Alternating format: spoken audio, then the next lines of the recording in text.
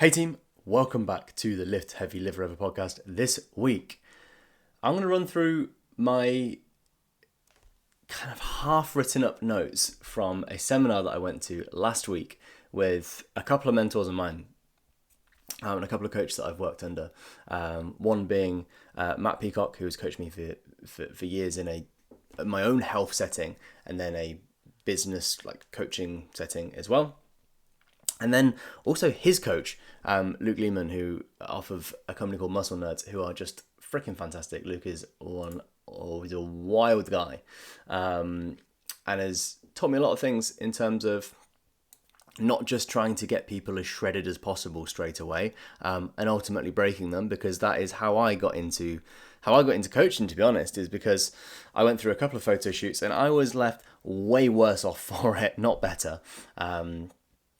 So this is why we do things like the metabolic MOT phase that you guys and girls all go into before we get into the getting shredded with your kit off kind of part of things. But this was actually a little bit different. This seminar, it's all about the topic of it actually was the science of compliance, and it was all about behavior change, motivation, cracking dopamine and understanding that from a neurological level, and ultimately using that to build the wider scope of a program that works, and coaching you guys in a way where not only are you getting results, you're getting results fast in a way that then makes you even more motivated, and getting results that you can keep as well. And they're going to stick around long term, actually making, I hate the word, but transformational change, because coaching is a transformation-based process, and I don't necessarily mean in the you used to be well fat, mate, and now you're not well fat. Not that. That can be good too, but not necessarily that. So I have on one side of the screen in front of me, I have literally my notes that I scribbled on my iPad, which any of you who have watched me scribble on the iPad, you'll know that's chaotic. And then I have some written up notes on the other side of the screen here. And although it was a full day event, there's a couple of bits I want to go through. So it was all about the science of compliance. So how to get you to focus on doing the stuff, enjoying the stuff, and keep on seeing results. Understanding the behavioural biology of compliance. So understanding the science side of things. And then using that, so me personally off the back of this, and this is why I think it's quite cool that I'm sharing the process whilst I'm still in amongst even writing up the notes.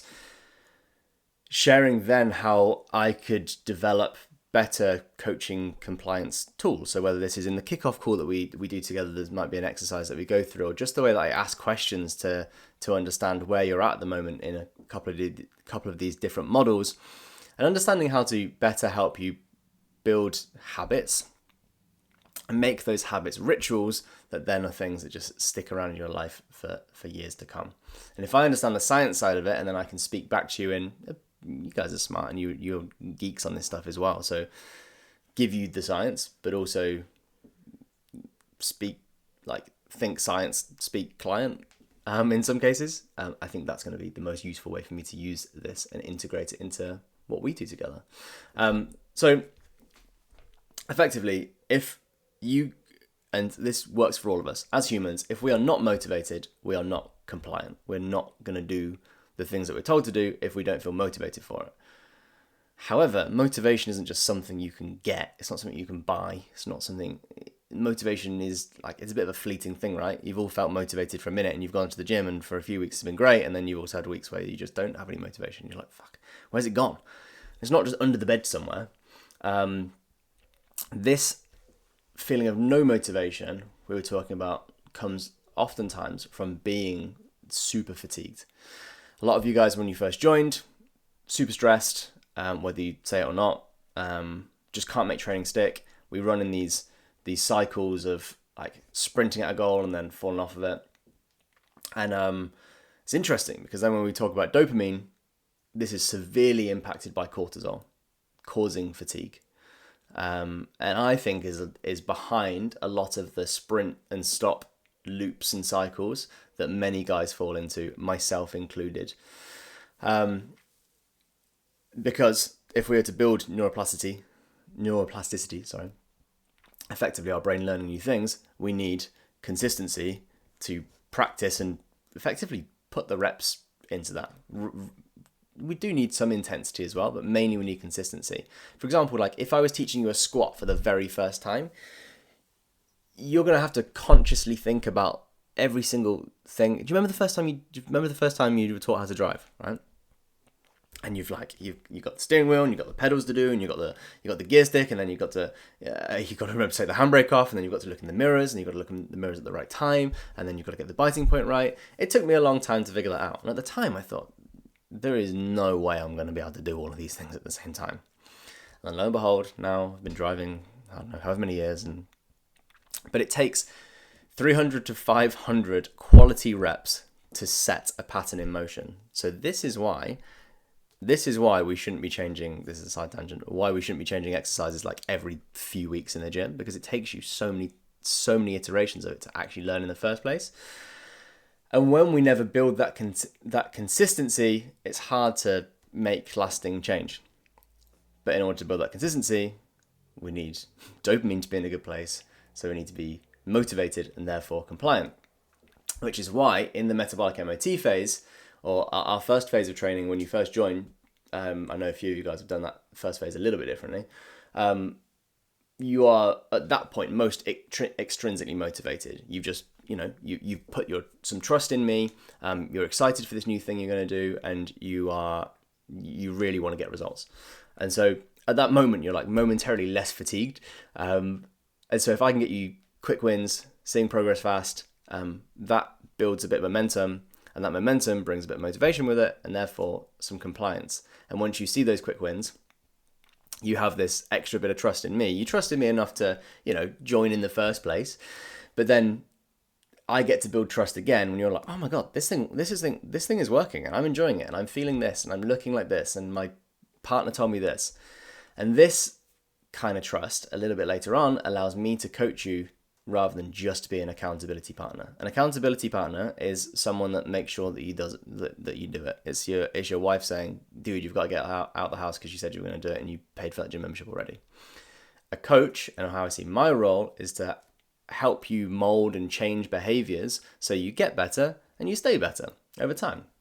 So we run through 3 different areas or 3 different models that all link together, kind of in order. I'm going to talk about one of them in a bit more detail. The other 2, not so much. I feel like they're a bit more for me to learn and to integrate more so. The first was called the trans-theoretical model of, I think it's behavior change. I just didn't write that on here. It's probably in my scribbly notes at the top here. And this effectively helps. It's going to help me, but I think this is also going to help you as well. When you're trying to do something new, or you're in amongst changing anything, helps you understand where you're at. And we can only work from where you're at right now, because if we try and work from above that, we get the realm completely wrong, and you just feel overwhelmed by it. And if we go like before your level and we regress back too much, then you're just underwhelmed by it. And we don't want to get that. We want to get it just right. So you're like, oh, I've got to rise to this a little bit, but it's good. I feel like I can handle it. And that comes in 6 stages. We have the pre-contemplation phase, which is the awareness phase, which is the, it might be you kind of thinking, I've got out of shape and I need to do something about it. At some point, you're aware. Then we have the contemplation phase. I know what I need to do. I know that I need to get my shit together. I know that I need to start training more. I know that I need to start doing something with my calories, but not necessarily the how or the why. So you know what, you know that it's when, but you don't know how or why just yet. And that's usually when we have a conversation. Then we have the preparation phase. We have our initial consult call together. We get excited about what we're going to do together, hopefully, or we don't. But you guys are all here, so we did. And then we create some momentum. And if we create a bit of momentum off the back of that, in that first phase, we create motivation. And that's when we get into action. You have the support, the structure, that you need from me to get going, and then we refine it as we go. We're in this action phase now, which feels like a really nice phase to be in. There's like lots of building, lots to add initially. Then we move into phase 5, which is maintenance. Now, maintenance, I know maintenance doesn't sound very sexy. We're never really in any kind of maintenance. Things are either getting better or they're getting worse. So we're always trying to aim to be better and better and better. But I mean, maintenance in terms of like, you know where you're at, you know what's needed of you from a training point of view, from a nutrition point of view. We're through a lot of the like hard lessons. And it's a good phase. Maintenance and just ticking over nicely. A few of you guys have had this where you've come to a check-in like, I don't feel like I've got an awful lot to say. Like, it's just, the plan that we put in place is just working. That's good. It's a good thing. It feels scary at the time, but it's a good thing. What we do need to keep an eye on at that point is maybe a bit of complacency. And I don't mean this to like call you out or negative, but just keep an eye on just like, am I still keeping what I would call the nuts and bolts tightened? Am I still looking at nutrition with the same eyes as I was when we first started? Am I still getting as many reps as I can on that set, or am I letting myself off a little bit? Am I going up on the weights as often as I should be based on how strong I'm getting? Because if we don't do that, we potentially revert back to the relapse phase. This is where something goes wrong, which it does for all of you. It has for all of you. It has for me. And it will do again. Sorry, however bad you think it has been, there'll probably be something else. It is what it is. It is what it is. And the sooner that we can in a relapse phase get back to accepting, just acceptance of the situation, that means we can just draw a line under it. So I've literally made myself a note here to be like, start normalizing setbacks. So not necessarily letting you off, because sometimes it's a case of you were just being a bit of a dickhead this weekend with what you're doing with your food. And some of you, I will tell you that in that language. And it is what it is. But then I'll be like, cool, what are we going to do about it? What can we do to get back on this week? So acceptance plus, acceptance plus then putting a plan together to get back on, is that kind of equals the speed of regaining that momentum. The last thing that I'm going to leave you with here.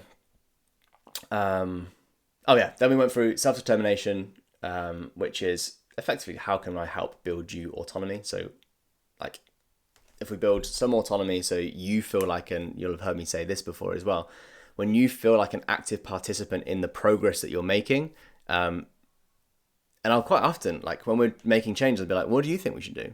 And I'll ask you, and I'll just kind of check in on where your head's at with this. I think it's really nice to do, because I know when I've been coached like this, it feels like I'm also making the decisions. I want to lean into my coach because, they're the expert on the thing that I'm trying to learn here. But we're doing this together, and it feels like I'm learning, I'm leveling up, and I'm making some choices in it. If someone just gives me, that's why I don't give meal plans, because if someone just gave me a meal plan and said, dude, here's what you've got to eat, I don't want to do that. I don't like being told what to do. However, if someone says, look, we could do with getting some more protein in, like, when are you hungrier in the day? And we work it out from there, and we work up a series of questions. So building autonomy, competence as well through that. So creating small micro wins as we do that to positively reinforce the change that we're trying to make.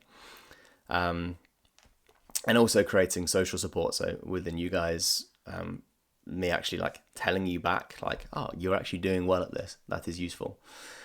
And then we spoke about motivational interviewing as well, which I'm not going to go into on here. But if this is something that you would love to learn about, I read an amazing book at the start of the year, kind of down this line. It's called The Coaching Habit. I'm fairly sure it's called The Coaching Habit. And it's all about asking great questions, rather than if you come to me and you're like, oh, I fell off my diet. And I'm like, dude, get your shit together, get back on your diet.